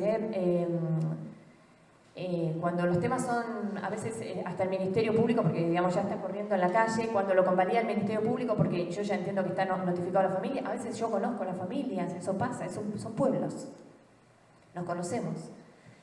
Y a veces porque lo dijo el otro colega, la verdad, esa es otra. Y entonces me escriben a mí, me dicen, che, pero en la otra radio está diciendo que Pepe Argento, el del... Sí, que lo diga. Pero ya está en la calle igual, Quiero decir, que yo no lo diga no significa que no esté en la calle. Por eso hay que fijar estrategias y hay que tratar de hacerlo lo mejor posible. Básicamente, entonces, trabajar con responsabilidad, conocer el contexto, el para qué, cuál es el sentido de publicar esta información, como decía Sonia, pero el para quién, a quién se lo estoy contando. Pensar siempre, intentar ponerle cara y nombre, para mí, en mi ejercicio, a las personas que me están escuchando. Y ser creativos al momento de informar. Si no tengo más que esto y no tengo más que esto, ¿qué voy a hacer? No tengo más que esto, es lo que hay. Hay una persona, hay un hecho en un lugar a esta hora, punto, no tengo más. ¿Qué crees? ¿Que te dé el nombre y el apellido? ¿Que se entere la madre acá? ¿Que padezca todo eso? ¿Que empiece ahora mismo ese dolor? Y si no es, ¿qué hacemos? ¿Dónde nos paramos todos? Porque finalmente el oyente es anónimo. Yo no soy anónima. Yo ya no soy anónima. Y el ejercicio de tener todas las voces al aire, que es indispensable. A veces gusta más, a veces gusta menos. A veces no gusta escuchar al victimario. También socialmente tenemos que tener temple. Yo entiendo que son situaciones de extremo dolor. Pero bueno, es parte de todo ese proceso. Periodismo, chequeo, y eso es lo que podemos ofrecer nosotros. De ustedes, de los que nos escuchan, espíritu crítico. Si seguimos alimentando el morbo crece. Si cambiamos de dial y sabemos que hoy está hablando del otro, pero mañana capaz que me toca a mí, porque yo estoy segura que ninguno de ustedes quiere estar donde está. Hoy le tocó quizás a ustedes, mañana me puede tocar a mí. Yo no quisiera estar ahí ni quisiera estar escuchando todo eso por la radio. Bueno, eso es lo que les puedo aportar. Gracias.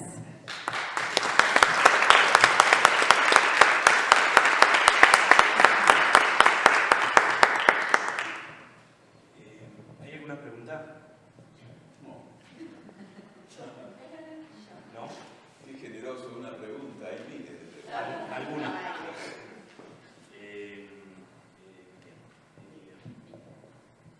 Bueno, tengo una pregunta.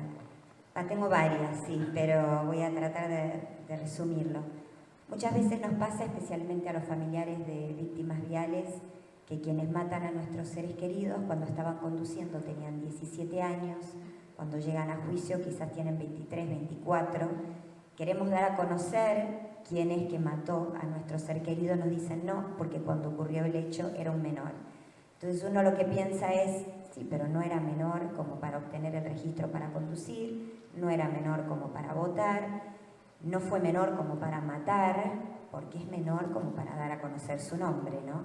Entonces, en ese sentido siempre nos seguimos sintiendo, porque quizás ustedes decían, bueno, hay una noticia, hay que dar a conocer, acá están las víctimas, acá están los acusados, tenemos que dar por igual, dar a conocer lo que sufre la familia, lo que puede llegar a estar sufriendo la otra. Tampoco estamos de acuerdo, creo yo, la mayoría de los familiares de víctimas que estamos con el tema de las cárceles y vemos el trabajo que se está haciendo en las cárceles, que salen peor de lo que entran. No estoy de acuerdo con eso tampoco. Se está haciendo muchísimo trabajo dentro de las cárceles y hasta lo pude ver con quien mató a mi hijo.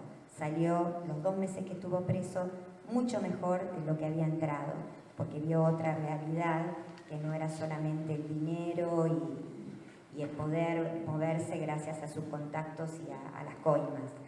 Entonces, a veces desde este lado nosotros sentimos ¿por qué tanta protección una vez que ya pasó el juicio y que se sabe? Y no es así porque ustedes deciden entre ustedes cuándo damos a conocer este dato. No le preguntan a los familiares de víctimas, ¿damos a conocer? ¿Sí? Eso no lo había entendido. Pero una vez que ya pasó el juicio y es mayor, ¿se puede dar a conocer o no? Después creo que hay un fiscal, ¿no?, que lo va a poder explicar mucho mejor que cualquiera de nosotras, sería loable que lo haga. En realidad, si el hecho lo cometió como menor, sigue siendo de ese momento de su vida, ese recorte de su vida. La lógica, claro, la lógica que establece la ley es pensar que no tiene la mayoría de edad justamente porque se entiende que está en un proceso madurativo y se espera, es la lógica de la ley, que muchas veces después en la realidad eso no ocurre y otras veces por suerte sí. Se espera que con las medidas socioeducativas que se le imponen al momento... bueno, en Chubut, por ejemplo, sería muy raro hablar de un hecho que tarde tanto tiempo. Si se conoce quién es el autor, nunca pasarían tantos años. Por ejemplo, ahora se terminó de juzgar un hecho que fue de diciembre del año pasado, el hecho vial, y puede pasar un año, pero sobre todo en eso donde está identificado el autor, es muy difícil que pase más allá del año, es como más rápido. Puede pasar que cumpla los 18 en el medio de todos modos. Es esperable que se apliquen las medidas socioeducativas, que esas medidas las cumplan y que esté en condiciones de interpretar sus responsabilidades desde otro lugar, y se le da una oportunidad porque se entiende que estaba en un proceso madurativo. Conozco casos en Esquel puntualmente, ahora se me vienen 2 a la mente, no casos viales, sino otro tipo de delitos más graves, dolosos, homicidios con menores que fueron juzgados y condenados, que realizaron medidas socioeducativas que no cumplieron adecuadamente las medidas y que terminaron con pena de prisión después de haber cumplido los 18 años. En audiencia donde se evalúa si el proceso de esas medidas socioeducativas fue efectivo o no lo fue, y se le aplica una pena que, por haber sido el hecho cometido cuando no había alcanzado la mayoría de edad, es como acotado como si fuera un delito culposo y no doloso, o sea, con una graduación menor. No cumple 8 años, por ejemplo, de prisión, se le reduce a como que hubiera sido un homicidio culposo, pero cumple prisión con posterioridad porque no cumplió con esas medidas. Y el otro dato de lo que decía Paula respecto de cómo salen, probablemente es porque estamos con mirada de nuestra comunidad y de nuestra provincia, donde no tenemos cárceles. Ahora, recientemente se abrió un centro de detención provincial en Puerto Madryn, que es el único provincial, lo demás cumplen en comisarías y alcaldías en pésimas condiciones y sin el tratamiento penitenciario que debieran tener, lo cual hace que, además de que no cumple con ese tratamiento como debiera hacerlo para su propia rehabilitación, también es real que a veces le juega incluso a favor y otras veces en contra para lo que es el cómputo de la pena, porque como no hay un equipo que lo pueda evaluar como debiera evaluarlo, no se puede usar en su contra lo que el Estado no está poniendo, con lo cual puede llegar a acceder en algunos casos. Ahora se está manejando con acuerdos con otras instituciones, pero no es justo. De todos modos, podría no acceder a una libertad condicional en tiempo, o sí acceder, siendo que no está en condiciones de acceder, porque en realidad no tuvo el seguimiento que debía haber tenido. Bueno, son realidades distintas en cada lugar. Y en mayores niveles de incidencia también. Tenemos 7 minutos para, 7 minutos para hacer preguntas, porque tenemos después un pequeñito break y vamos con la exposición del doctor Arrien, porque a las 6 tenemos que dejar el lugar. Así que le vamos a pedir a quienes tengan preguntas lo más sintéticas posibles, y en todo caso después podemos aprovechar en el break para cualquiera de las expositoras hacerlo en forma personal. ¿Hay alguna? Sí, yo por ahí quería quizás verlo desde otro lugar, cómo yo conocí la prensa, ¿no? Quizás no con tanto cuestiones técnicas por ahí, sí me llegó muchísimo lo que dijo la señora, usted, sí, Elena, y entiendo por ahí también el celo que tienen a veces en guardar la información, lo que decía Paula, ¿no? Pero yo como familiar de una víctima, lo que rescato de la prensa es esta ayuda que nos dan para que las causas no caigan. Porque en esto coincido con lo que dice la señora Moreno, ¿no? Si no se visibiliza, no interesa.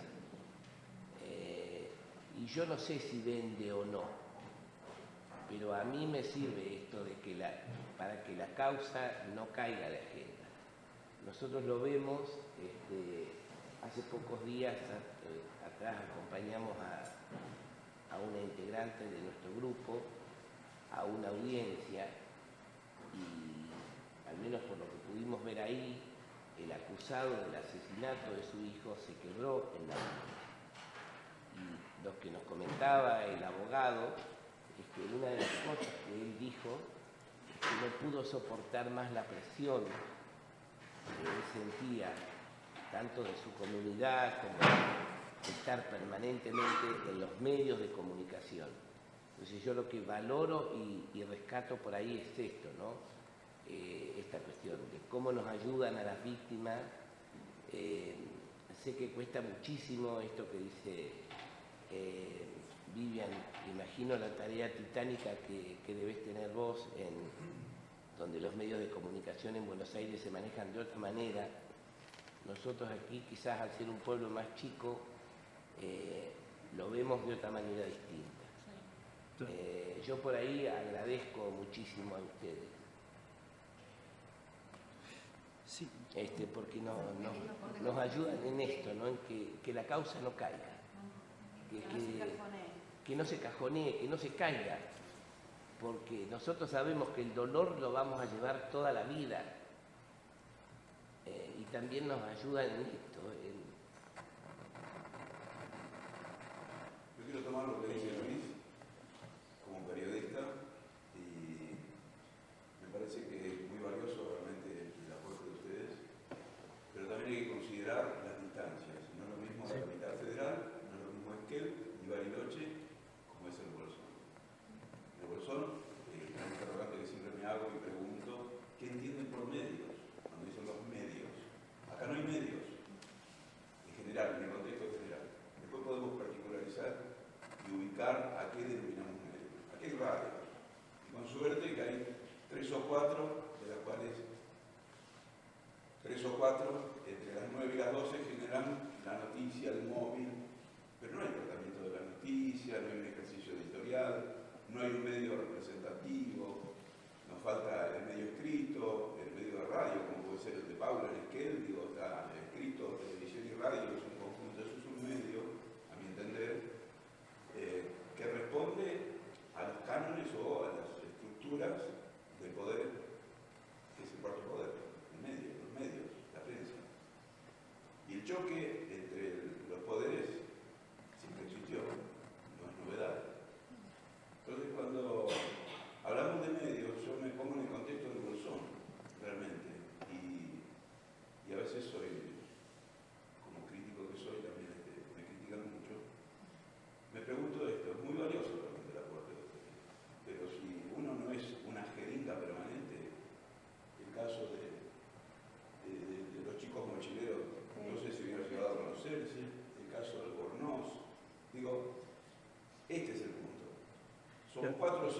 ejercemos el periodismo, la prensa, no nos saludamos, no nos juntamos, no nos enviamos información, no cotejamos el dato y después va en amistad.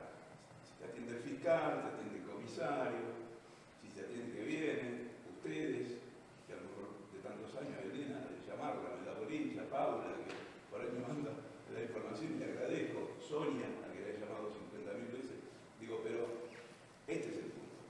Nosotros vivimos a los coletazos de un mundo que lleva a otra dimensión, otro desarrollo, otra vorágine, y estamos inmersos realmente en una precariedad absoluta, realmente, con internet que no funciona, con teléfonos que se cortan, con Edersa que te corta la luz y te corta la televisión. Digo, hay muchos factores que son adversos y lejos está de que nosotros podamos decir que somos médicos.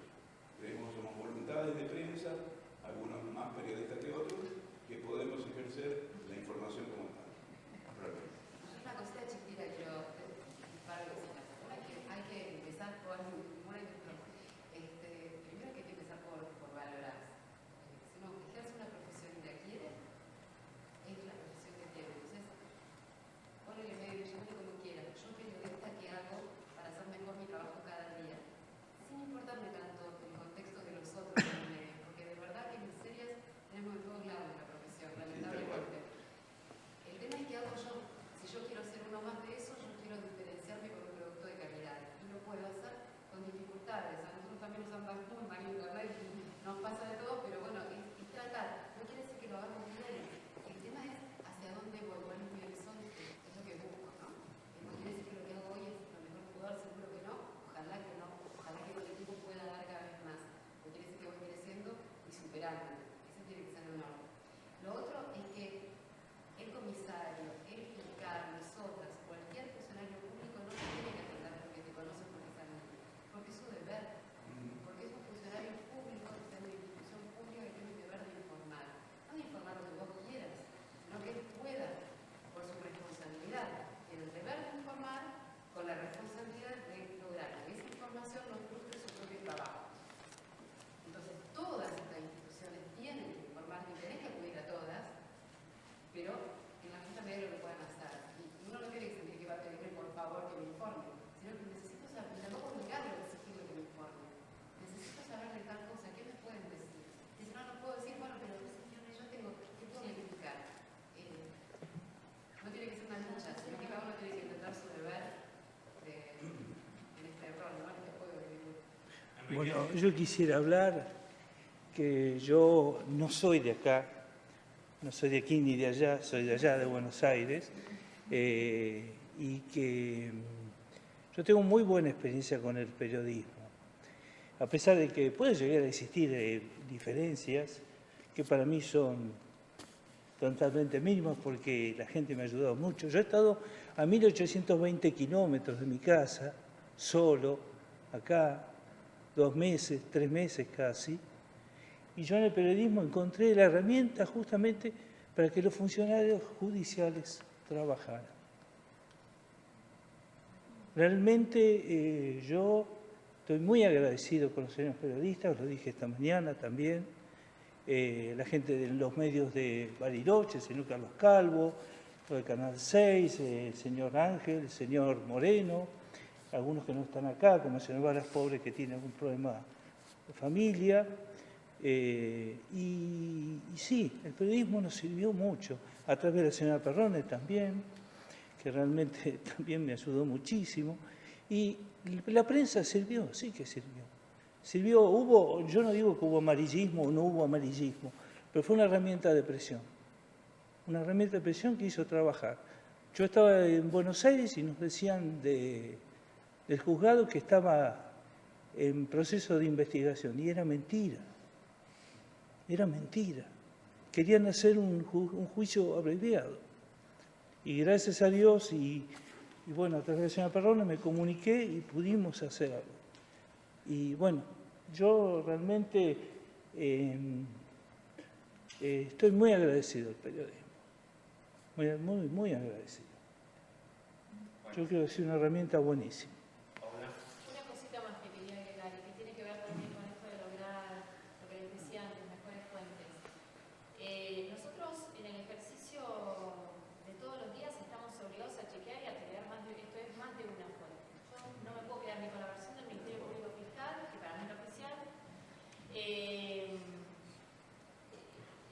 Ni con la familia, menos en un momento de conmoción, digamos que además también es el espacio para preservar en un contexto tan tremendo. Pero es sumamente importante la apertura del Poder Judicial para el trabajo, para nuestro trabajo. Pero no solo a través de los agentes de las coordinaciones de comunicación. Necesitamos hablar con los funcionarios. Acá es jueces, ¿no? Hay un fiscal, ¿sí? Y bueno, es indispensable que tengamos ese ida y vuelta. Que nos miremos con más empatía, con más confianza, que empecemos a tener códigos más comunes, más... yo sé que las cámaras son insoportables, que a veces, bueno, yo no sabría pararme delante de... Estoy casada con un abogado y discuto todos los días con esto. Yo sé que es incómodo a veces o que nos ven como invasivos a los periodistas, pero es necesario que nos demos, ni siquiera con la cámara y el grabador prendido, el minuto antes para fijar criterios de ida y vuelta. Pero necesitamos hablar sobre todo con los investigadores en el proceso penal. Es sumamente importante. Porque a veces sí sentimos que hay datos que nosotros tenemos y que se los podemos trasladar a los agentes de comunicación. Pero no es lo mismo hablar con el fiscal. También entiendo que no se lo voy a pedir en el Ministerio del Hecho, o quizás sí, y atajamos un problema. Pero sí el día siguiente, si me pueden dar un contexto, el ISQUEL se trabaja mucho con conferencias de prensa. Mucho. Y lo que hacen esto es lo que tenemos hasta ahora, pero lo dice el fiscal. No es la interpretación del periodista de lo que le dijo el coordinador de comunicación, que además capaz que le cae mal, entonces te lo voy a publicar al revés. ¿Me explico? Y con la conferencia de prensa se ha resuelto bastante. Y voy y pregunto, si yo, periodista, me pierdo esa oportunidad, asunto mío. Y el funcionario dice lo que dice y hasta donde dice. Y si no puede contestar, es eso. No lo puedo contestar, no lo quiero. Punto. Quisiera agregar algo último, lo último. No, señor. Bueno, está bien, listo. No está para ser ayudado por la prensa. Acá, por lo menos. Ya te digo, Enrique, yo quiero decir dos cosas nada más. La primera, estamos cortos de tiempo. Sí. Y la segunda, a mí me parece que este ámbito excede las funciones, más allá que buscamos partir de una determinada función, ya sea desde el ámbito público, de los espacios públicos, como puede ser desde la tarea periodística. Pero por sobre todo estamos intentando, con todas estas cosas que nos pasan, aquellos que han tenido la circunstancia de vivir un hecho violento, más todo lo otro que vino después, y aquellos que tenemos el rol de comunicar, de ser mejores personas. Y los periodistas podemos ser buenos o malos, pero antes que nada somos personas. Y en ese rol podrá haber un funcionario bueno o malo desde el ámbito público o del ámbito estatal, un periodista bueno o malo desde cualquiera de los ámbitos, en el caso público, en algunos casos privados. En ese sentido, también uno puede hacer bien o mal su tarea. Y la tarea de respetar a la persona, de valorar a aquel que está pasando un momento complicado en su vida, para el que no tiene explicación, lo pueden decir ustedes mejor que nosotros, no hay explicación en esos momentos, por más que estudiemos y vayamos a la academia, queramos, no la hay cuando se nos mata violentamente un hijo. En ese rol que nosotros tenemos en algunos casos de comunicar, lo podemos hacer bien o mal en un medio integrante de una multinacional o en un medio de un barrio. Por un lado. Y por el otro lado, hay una sola cosa que, ya que las tenemos aquí, a todas, y que es parte de lo que decía recién Paula, cuando tenemos, porque a mí me pasa esto, a veces yo digo, qué bien que trabaja este organismo, porque nos mandan mucha información. Y quizás durante el día tenemos 3, 4 gacetillas de prensa. Y uno puede decir, bueno, mira qué informado que estoy. Ahora, mi tarea es preguntar. Y yo quiero preguntar, como decía Paula, tenemos al funcionario. A veces se puede, lo entendemos, a veces no. Pero nada, esto en realidad no hace al objetivo del encuentro, ¿no? Pero ya que las tenemos, se lo decimos. Enrique, y salimos un ratito y volvemos a entrar. No, quería agradecer... Ella había pedido Estaba Paula, la palabra. discúlpame.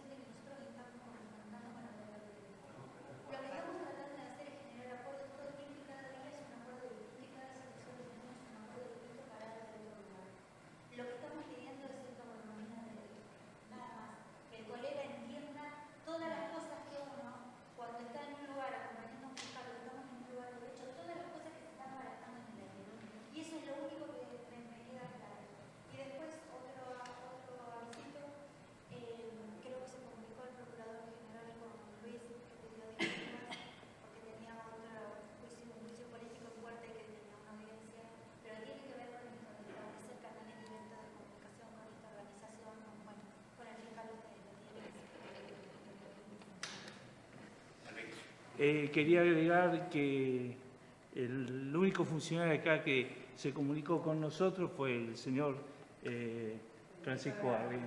Fue el único que no tuvimos que llamarlo. Él nos llamó a nosotros.